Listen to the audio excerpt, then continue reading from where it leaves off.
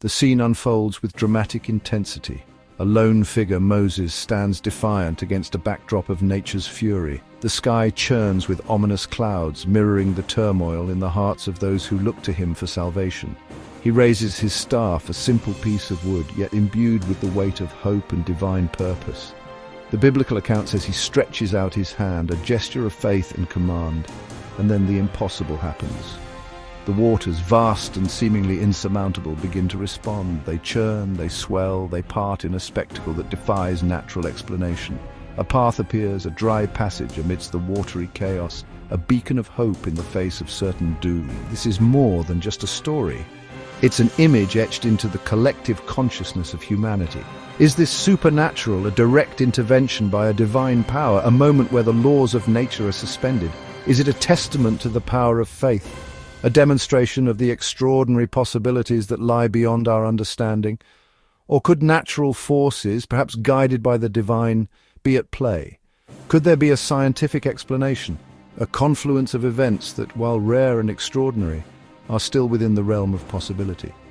Perhaps a unique weather phenomenon, a powerful wind, or an unusual tidal event, orchestrated in a way that seems almost miraculous. This isn't about disproving faith, about tearing down beliefs that have sustained generations. It's about deepening understanding, about exploring the intersection of faith and reason, about seeking a more complete picture of this pivotal moment in history. We'll walk in Moses' footsteps, retracing his journey from slavery to freedom, feeling the weight of his responsibility, the burden of leadership, and the unwavering conviction that guided his actions. We'll witness the plagues, the devastating events that brought Egypt to its knees, examining the potential natural causes behind these calamities and considering their impact on the ancient world. And stand at the Red Sea's edge, feeling the immensity of the water, the desperation of the moment, and the sheer impossibility of the task before them. We'll ask hard questions, the kind that challenge our assumptions and push us to think critically about the stories we've been told. We'll delve into the historical context, the cultural nuances, and the potential interpretations of this ancient narrative. Examine evidence, scrutinizing archaeological findings, geological data, and ancient texts, searching for clues that might shed light on the events that transpired at the Red Sea. And consider both scientific and spiritual explanations, weighing the evidence, exploring the possibilities, and acknowledging the limitations of our knowledge. We'll strive to find a balance between belief and logic, between the seen and the unseen. And we'll ponder why this story still inspires awe and wonder, why it continues to resonate with people across cultures and generations, why it speaks to something deep within the human spirit. After thousands of years, what is it about this narrative that has allowed it to endure, to be retold and reinterpreted, to remain a source of inspiration and debate? The air crackles with unseen energy. A palpable sense of anticipation hangs heavy in the atmosphere, as if the very elements are holding their breath. Moses, aged and weathered, his face etched with the trials and tribulations of leadership, faces the roaring Red Sea. He is a figure of immense strength and unwavering resolve, a beacon of hope for his people. The wind lashes at him, a physical manifestation of the forces arrayed against him, testing his resolve, challenging his faith. It whips his robes and beard, a constant reminder of the power of nature. And behind him, a nation trembles, their hearts filled with fear and uncertainty.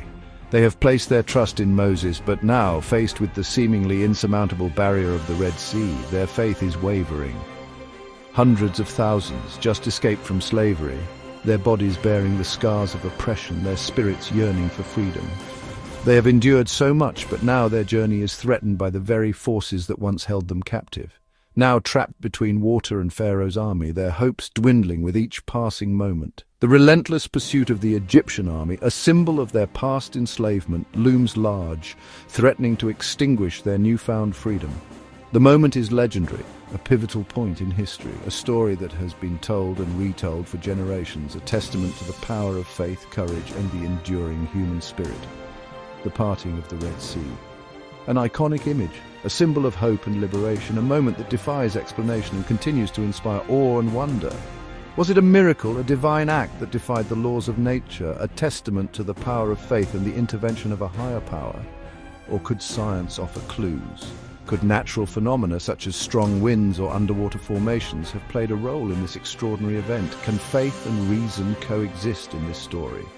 Is it possible to reconcile the spiritual and the scientific, to find a deeper understanding of this event by exploring both realms? We journey back to explore, to delve into the historical context, the cultural beliefs, and the potential scientific explanations surrounding this legendary event. Ancient texts and modern discoveries seeking to unravel the mysteries of the past and to gain a new perspective on this timeless story, seeking not just what happened, not just the bare facts of the event, but the deeper meaning and significance behind it.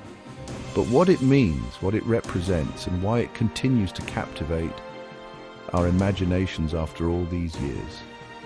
Imagine standing there, the wind in your face, the roar of the water in your ears, the weight of history pressing down upon you. Moses' story begins not with grand pronouncements, but with desperate love, a mother's fierce determination to protect her child against all odds. It's a story rooted in fear, hope, and the unwavering belief in a future that seems impossible. This is the genesis of a leader, a prophet, and a legend. In a time of immense hardship for the Hebrew people, enslaved in Egypt under the cruel reign of Pharaoh, a terrible decree is issued. All newborn Hebrew boys must be killed. To save her infant son Moses, his mother, Jochebed, bravely hides him from Pharaoh's decree, knowing that discovery means certain death for both of them. Each day is a gamble, each sound a potential threat, but hiding him can only last so long. With a heavy heart and after much prayer, Jochebed makes a daring decision. She constructs a waterproof basket, places her precious baby inside, and sets him afloat on the Nile River, entrusting him to fate and the currents, hoping against hope that he will be spared. The river becomes his protector, carrying him towards an unknown destiny. With the imposing Egyptian palaces looming in the background, divine providence intervenes. Pharaoh's daughter, while bathing in the river, discovers the baby in the basket. Her heart is moved by the child's cries, and she recognizes that he is a Hebrew child. Defying her father's cruel edict, she decides to adopt him as her own. She names him Moses, a name that means drawn out of the water, a constant reminder of his miraculous rescue and the circumstances of his arrival into her life.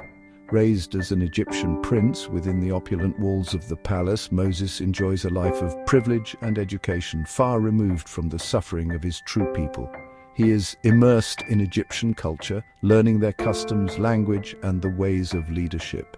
Yet, despite his privileged upbringing, Moses never forgets his true heritage. He knows he's Hebrew, a descendant of the enslaved people, and this knowledge weighs heavily on his conscience. As he grows older, Moses witnesses firsthand the brutal treatment and immense suffering of his people, forced to toil under the relentless whips of Egyptian taskmasters. The injustice and cruelty he observes ignite a fire within him. One fateful day, driven to a breaking point by the sight of an Egyptian taskmaster mercilessly beating a Hebrew slave, he intervenes. In a moment of righteous anger, he kills the Egyptian taskmaster, choosing to defend his people even at great personal risk. Fearing retribution from Pharaoh, Moses is forced to flee Egypt, leaving behind his life of privilege and security. He embarks on a perilous journey across the vast and unforgiving desert, seeking refuge and a new beginning. In Midian, Moses finds sanctuary and a new purpose. He becomes a shepherd, tending to the flocks of Jethro, a priest of Midian. This simple life in the wilderness provides him with time for reflection and introspection. He finds love and companionship, marrying Zipporah, Jethro's daughter, and starting a family. He begins to build a new life, far removed from the grandeur and turmoil of Egypt. For 40 years, Moses lives quietly in the Midian wilderness, seemingly content with his life as a shepherd. He raises his family, tends to his flocks, and contemplates the mysteries of the world. But destiny has other plans for Moses. Even in the remote wilderness, he cannot escape his true calling. The weight of his people's suffering continues to resonate within him, and a sense of purpose begins to stir in his heart. One day, while tending his flock near Mount Horeb, Moses encounters a remarkable sight. A bush engulfed in flames, yet miraculously not consumed by the fire. It is an extraordinary phenomenon that defies explanation. Drawn by an irresistible curiosity and a sense of divine presence, Moses approaches the burning bush with a mixture of awe and trepidation. As he draws closer, he hears a voice emanating from the flames. The voice commands him to remove his sandals, for he is standing on holy ground, a place consecrated by the presence of the Almighty. The voice reveals itself as the God of Abraham, Isaac, and Jacob, who has heard the cries of the Israelites and has seen their suffering under the yoke of Egyptian slavery. God commissions Moses to return to Egypt and lead his people out of bondage, transforming his shepherd's staff into a symbol of divine power and authority. Initially, Moses is overwhelmed and hesitant, questioning his own abilities and worthiness to undertake such a monumental task. He feels inadequate and fears the power of Pharaoh, but God reassures him, promising to be with him every step of the way, providing him with the strength and guidance he needs. Despite his doubts, Moses recognizes the undeniable truth of the divine call and accepts the mission. His life is about to change forever. Leaving behind his peaceful existence in Midian, Moses prepares to embark on a journey that will test his faith, courage, and leadership, and ultimately alter the course of history. Pharaoh's heart remains hardened even as Egypt suffers. The plagues escalate, targeting every aspect of Egyptian life. The Israelites watch, caught between fear and hope. Could this be their deliverance? The final plague will break Pharaoh's will at last. Let my people go. Moses, with Aaron, returns to Egypt and confronts Pharaoh. "Let my people go." Pharaoh refuses, increasing the Israelites' burdens. 10 plagues follow. Water turns to blood, frogs, lice, flies, livestock die, boils, hail, locusts, darkness. Each plague challenges Egypt's gods and Pharaoh's power. The 10th plague, a final devastating blow, was about to descend upon Egypt. The culmination of Pharaoh's stubborn refusal to heed the warnings. This plague was unlike any other. It was a plague that would strike at the very heart of every Egyptian family, leaving no home untouched by grief. The death of the firstborn son, a decree of unimaginable sorrow sweeping through the land. From the humblest of homes to the grandest of palaces, the cries of mourning echoed through the streets. The loss was profound, a wound that cut deep into the soul of Egypt. This tragedy devastates Egypt. The land is plunged into chaos. The people are in despair. The weight of their collective grief is palpable, a heavy cloud hanging over the once proud nation. The social order begins to crumble under the strain of such immense loss. But amidst this widespread suffering, the Israelites are given a way to protect themselves. They mark their doors with the blood of a lamb, a symbol of sacrifice and obedience. This act of faith becomes their shield against the impending doom. As darkness falls, the angel of death passes over the land, but it spares the houses marked with blood. A divine intervention, a testament to the power of faith and the promise of protection. The Israelites huddle in their homes, praying for deliverance. Pharaoh, now utterly broken and grieving the loss of his own firstborn, finally faces the reality of his defiance. The weight of his decisions crashes down upon him, leaving him humbled and defeated. In a moment of surrender, he relents and commands the Israelites to leave. "Go," he says, his voice filled with anguish. "Worship your God and be gone from our land." The Egyptians, desperate to be rid of the Israelites and the curse they believe has befallen them, urge them to leave with haste. They're eager to see them gone, hoping to restore some semblance of peace to their shattered lives. In their haste, the Egyptians shower the Israelites with gifts, giving them silver, gold, and clothing, hoping to appease their God and hasten their departure. It's a final act of desperation, a plea for mercy. The Israelites, after generations of slavery, finally depart in haste, their hearts filled with a mixture of fear and hope. They gather their belongings, ready to embark on a journey into the unknown. They carry with them unleavened dough, a reminder of the urgency of their departure and the miraculous events that have transpired. There was no time for the bread to rise, a symbol of their hurried escape and the extraordinary circumstances that have led them to this moment. 600,000 men, a vast multitude of people ready to leave behind their life of slavery, and with them countless women, children, and others, a diverse group united by their shared hope for freedom and a new beginning. Together they lead Egypt, embarking on a journey that will test their faith and shape their destiny. This is more than just an escape from bondage. It's a pivotal moment in history, a turning point for the Israelite people.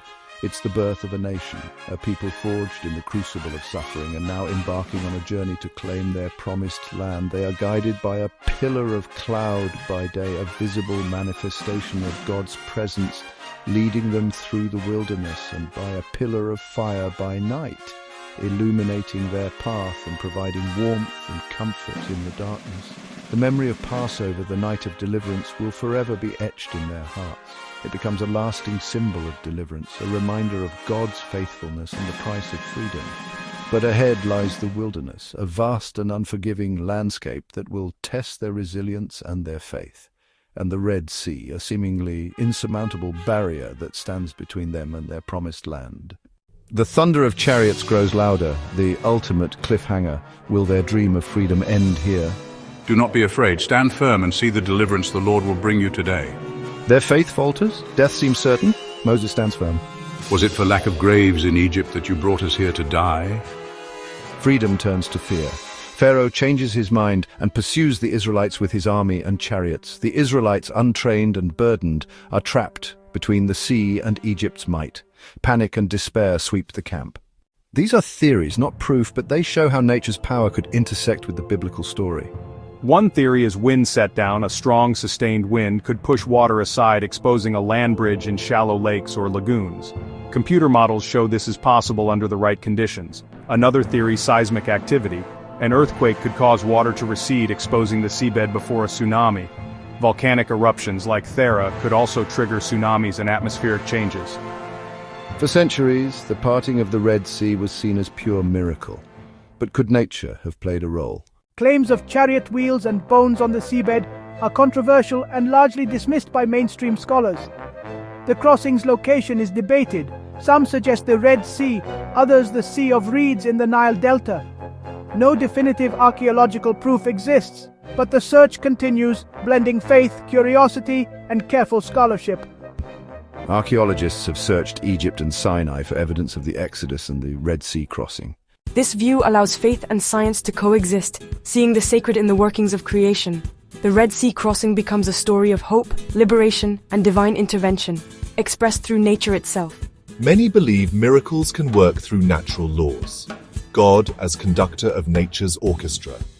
The timing, context, and meaning make the event miraculous, not just the mechanics. If a natural explanation exists, does it diminish the miracle? The Red Sea story inspires faith, curiosity, and wonder, inviting us to keep searching for meaning even today.